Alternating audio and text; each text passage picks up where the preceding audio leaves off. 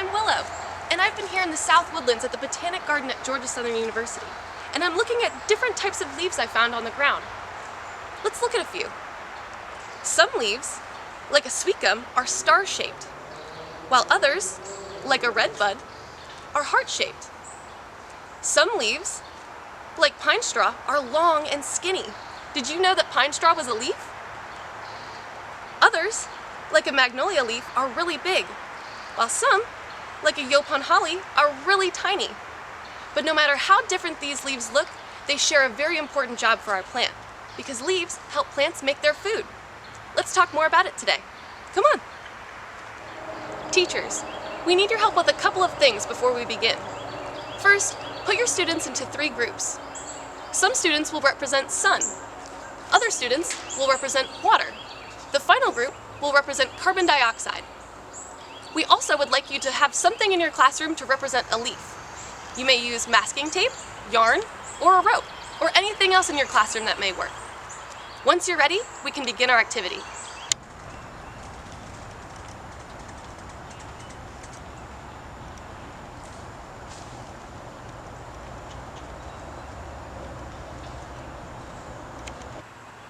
Water that's absorbed by the roots is sent up through the stem and into the leaves. So if you represent water, I want you to hop in the leaf. Come on. Come on, all you water droplets, let's get inside the leaf. Come on. Good job, let's squeeze in.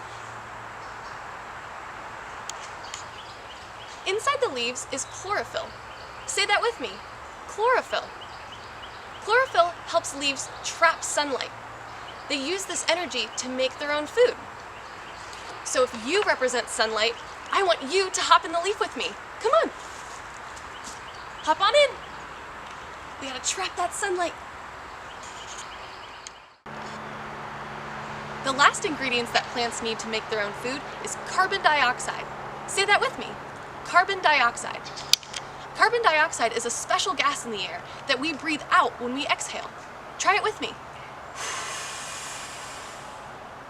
That was carbon dioxide. Plants absorb carbon dioxide and use it to make their own food. So if you represent carbon dioxide, it's time for you to hop in the leaf. Come on, let's go. Hop on in.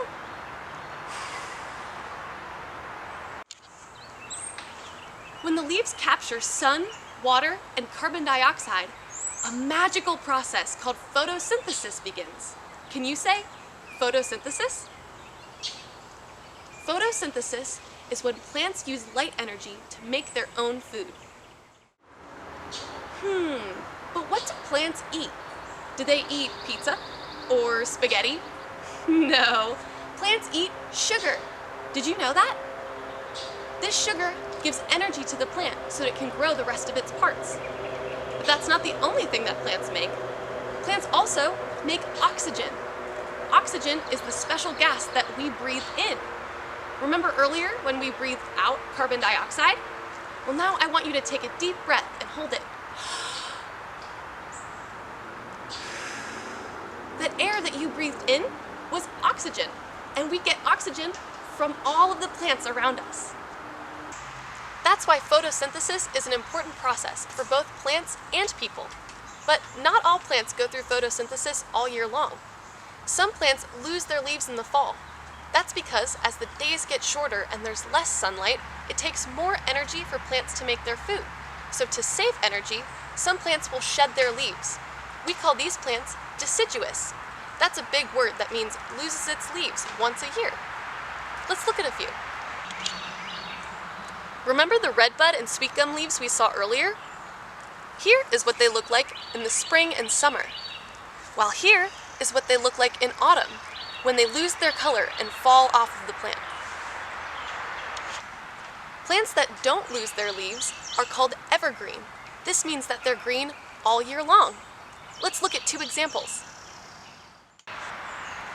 Earlier, we looked at the southern magnolia and yopon holly leaves. Both of these are evergreen. Now I want to tell you a story about a deciduous leaf. So stand on up and follow along with Ashlyn and Kathy. Come on! A tulip poplar leaf was hanging onto a branch. The chilly autumn breeze sailed through the tree, shaking the branches and leaves, bending them in the middle, and turning them in all directions. The breeze was strong enough to make the leaves turn in circles,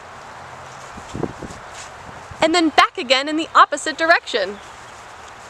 Suddenly, the leaf lost its hold on the branch and floated down to the ground.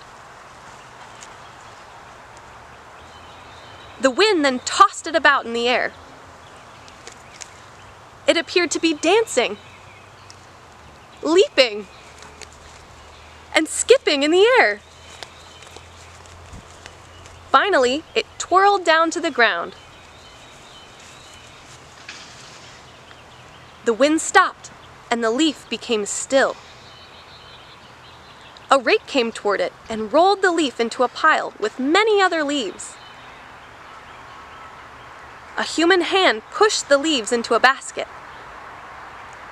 The leaves were then spread around the garden plants, and they helped to protect the plants from the cold weather to come. The end. Thank you for joining me here in the woodlands today as we learned about leaves. For more information about plant parts, visit our other online resources. Bye!